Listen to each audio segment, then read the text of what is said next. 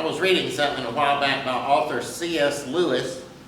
I don't know if y'all are familiar with C.S. Lewis. He was an Irish author. He was born around the turn of the century and he died in 1963. He's most famous for writing novels and things with a Christian theme. And most of the things he's most famous for are children's works, fantasy works. One of the most famous is The Chronicles of Narnia. And then another one, a story, The Lion, the Witch, and the Wardrobe. I know that was made into a children's animated movie a number of years ago. London, I went to see it. We really liked it. And so as I was reading in C.S. Lewis, one sentence that he wrote caught my attention. And this is it. We have made the world the end and faith as the means to that end. We have made the world the end and faith as the means to that end. And when I read that sentence, it stopped me in my tracks and I thought about it and I realized how true it is. So many times I think what we really want from Christianity is something to help us here in our life in the world. We want God to take our problems away. We want God to give us a good life here and now. And that's what it's tempting to see Christianity as. A way to get what we want in the here and now.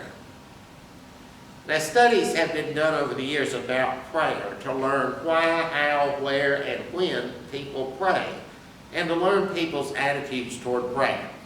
And what I find most interesting about those studies is what people pray for. The top things people pray for are health, safety, jobs, and success. 82% of people say that they pray for the health and success of their family members and themselves.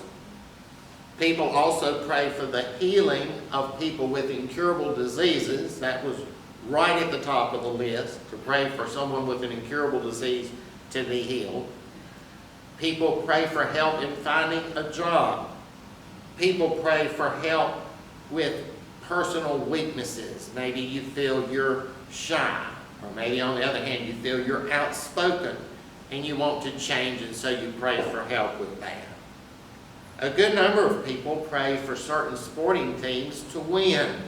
People pray for their favorite team to win. A good number of people pray to win the lottery. And people even pray for things that we might consider trivial. People pray for things like that they would find a good parking space, or that they would get through the stoplights without having to stop at every one of them. And I found this interesting, and although this is a small percentage, it's only 5% of people that will admit to doing this, but somehow or another something makes me suspect more people actually do this and are willing to admit it. People pray for bad things to happen to other people.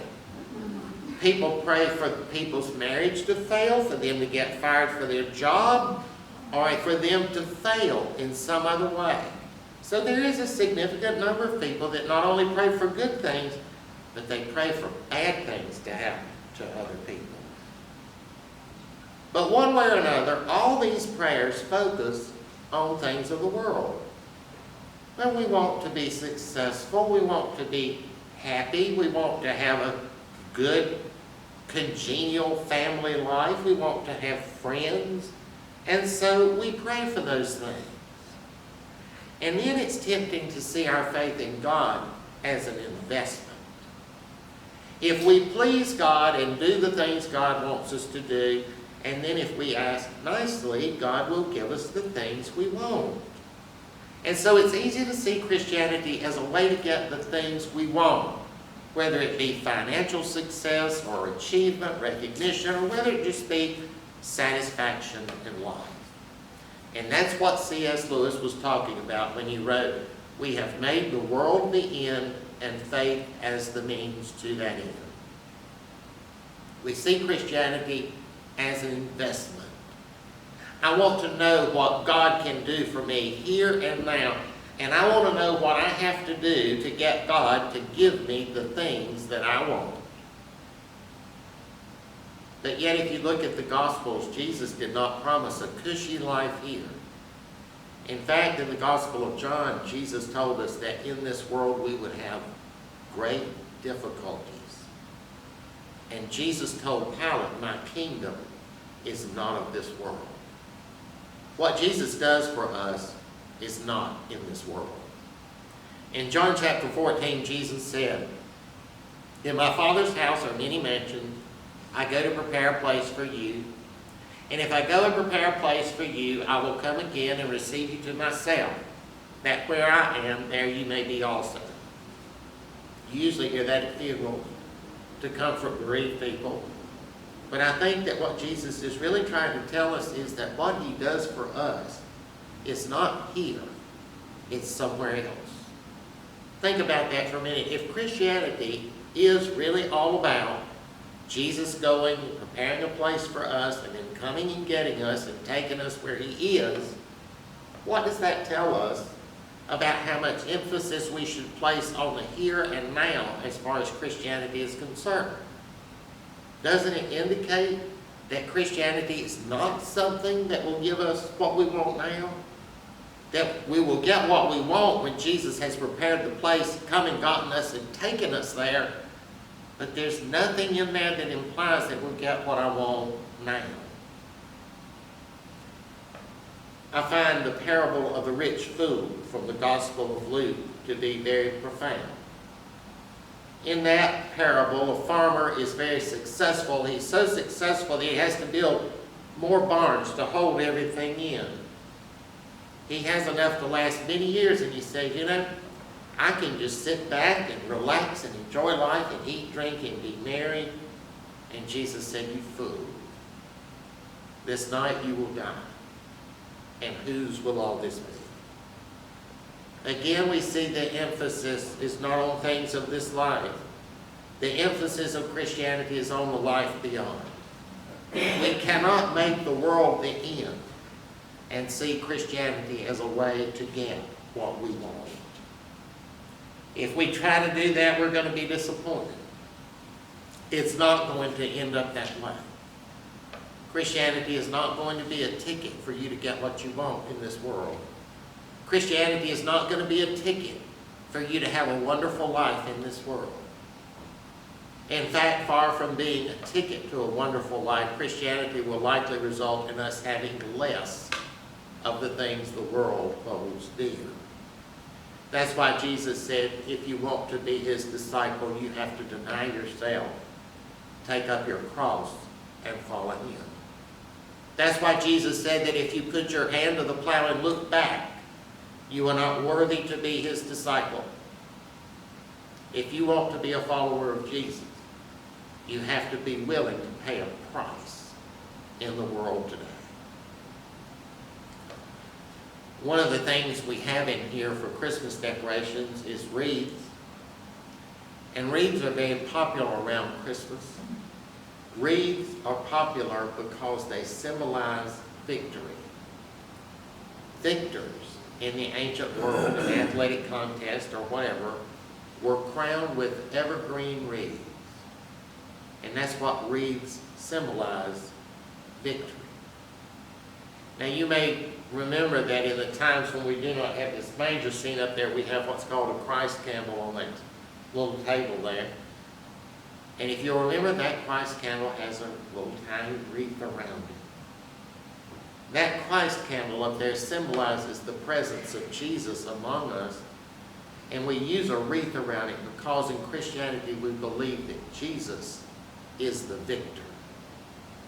And that wreath symbolizes the victory of Jesus.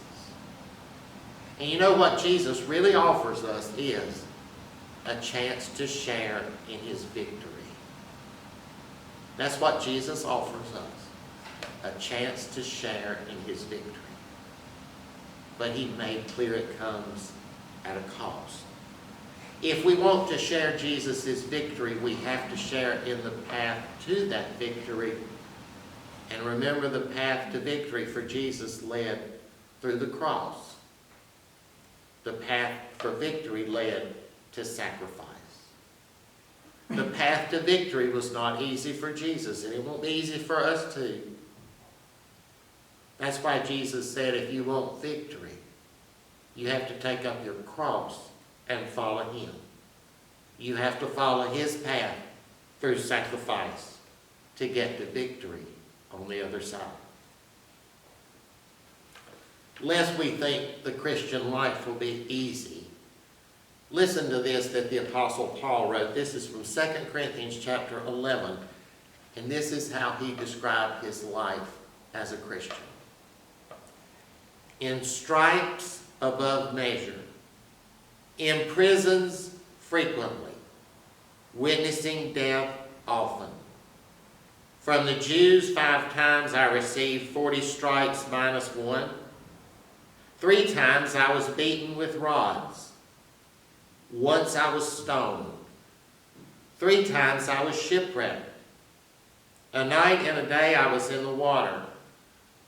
I was in journeys often.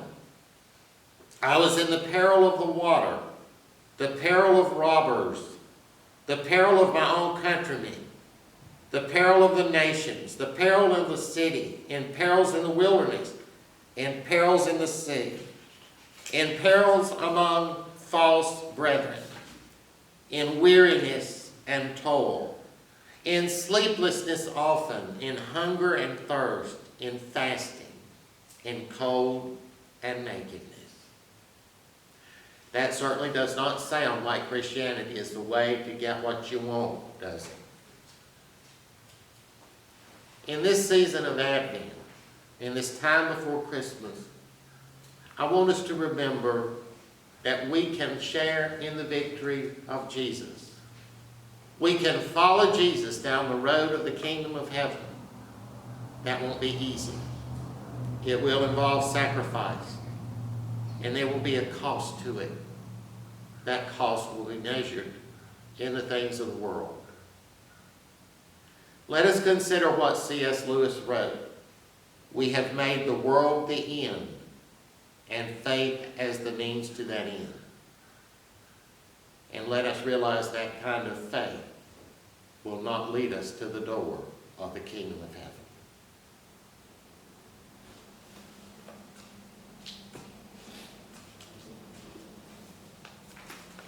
For our gospel reading, we heard the account in the book of Luke, the Gospel of Luke, about the birth of Jesus. We heard how Jesus was born in a stable and laid in a manger. Now, in a part that we did not hear, we could hear about the shepherds coming and seeing the baby Jesus. Now, keep in mind who Jesus was. Christians believe that Jesus was God himself, coming to earth as a human being. And so when we see that baby lying in the manger, we're looking at God. Just keep that in mind for a minute. That was God. What an unexpected way for God to come to earth. He was born into a regular family. There was nothing special about Mary and Joseph that we're told. We're told that Joseph was a carpenter by trade, which means that Jesus was born into a working class family. He was not born into a family of priests. He was not born into a family of religious officials. He was not born into a wealthy, influential family, and he was not born into a family of high achievers. He was born into a working class family. And when he was born, he was laid in a manger. How much more humble can you get? There was no fanfare. He was born at night, silently, almost secretly. Here was a baby who was actually God himself. He was born into the world, just sort of slipped in at night, unnoticed. It was announced to a group of shepherds, a most unlikely group themselves. You would think that when God comes to earth as a human being, his birth would have been announced to all the religious officials in the area, but it wasn't. Those people were completely unaware that anything had happened. His birth was announced to a group of shepherds who we aren't sure were even religious, much less Jews. There's nothing to indicate the shepherds were Jews. We might like to assume that they were because of the myth we have been taught that there was nothing but Jews living in that area, but actually there were many non-Jews in that area. So for all we know, the shepherds were not Jewish and maybe weren't even religious.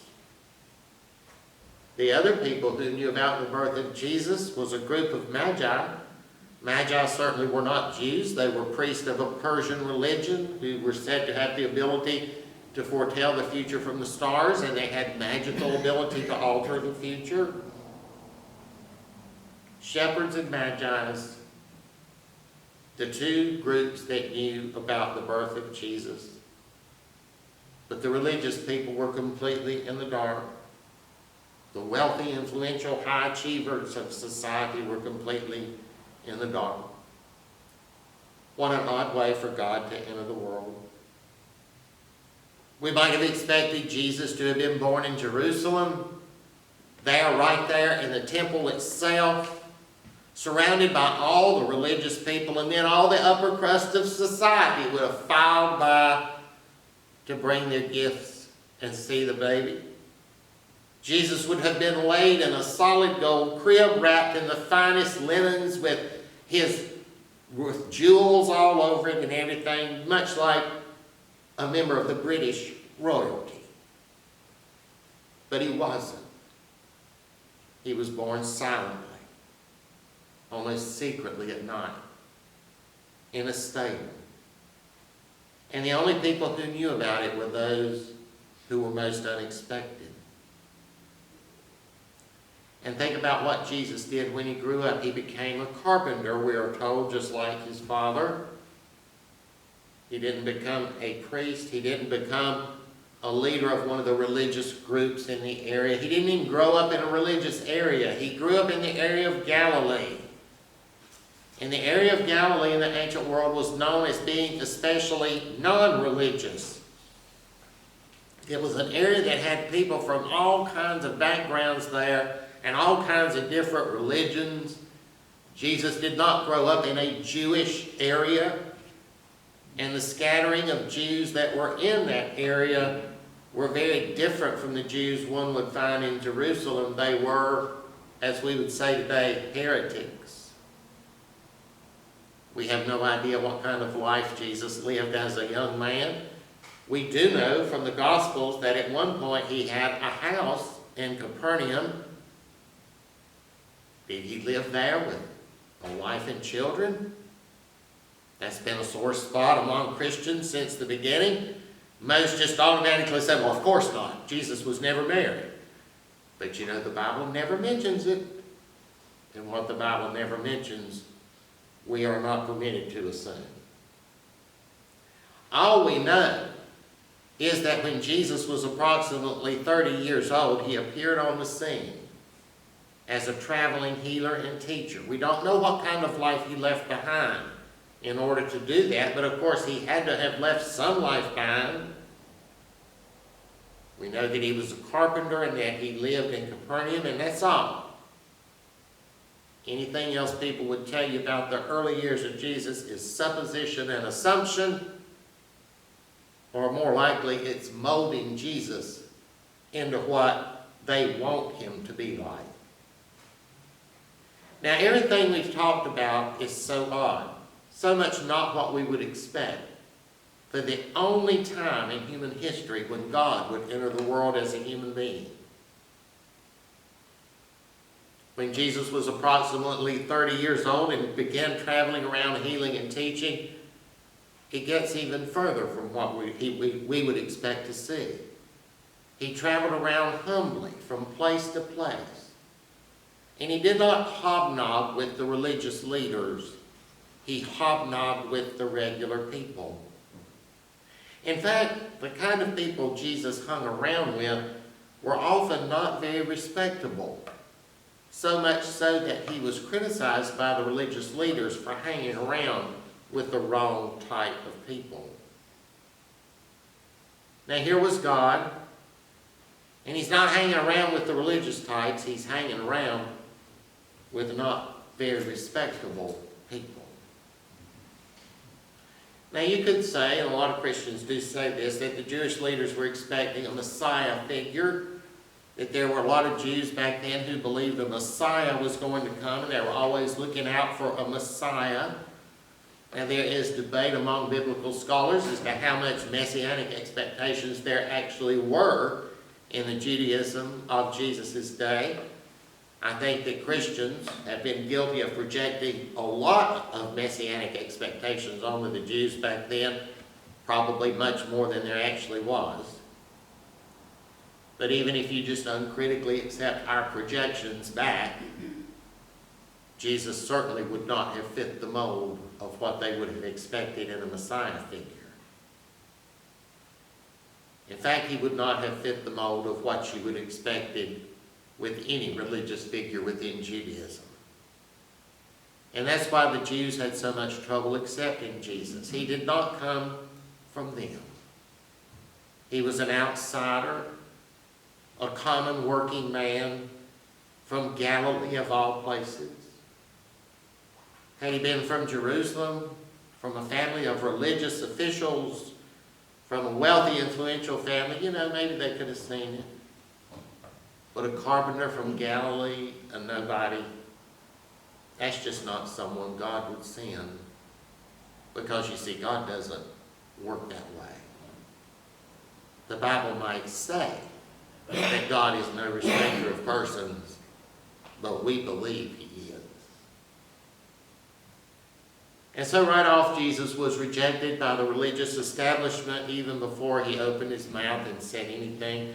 And when he did start talking, he really was rejected because the things he said ran counter to the religion of Judaism, counter to what they were so sure their religion was all about. Jesus took their laws that they believed had been given to them by God himself, and he said, "You have heard it said, but I say to you."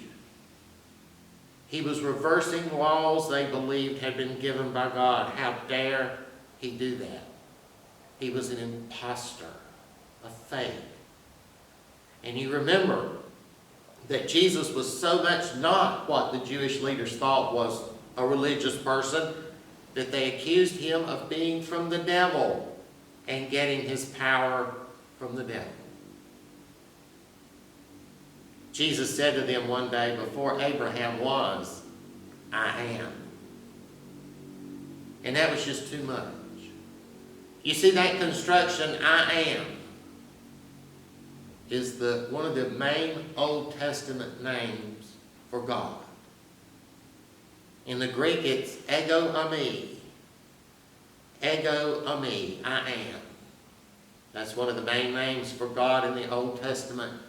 And that is a theme in the New Testament repeated, that Jesus, I am, I am. Jesus says that over and over. And that was his way of equating himself with God, and that made the Jewish leaders absolutely furious. How dare this nobody equate himself with God? The point I'm trying to make is that God comes in ways we do not expect. And God says things we do not expect to hear.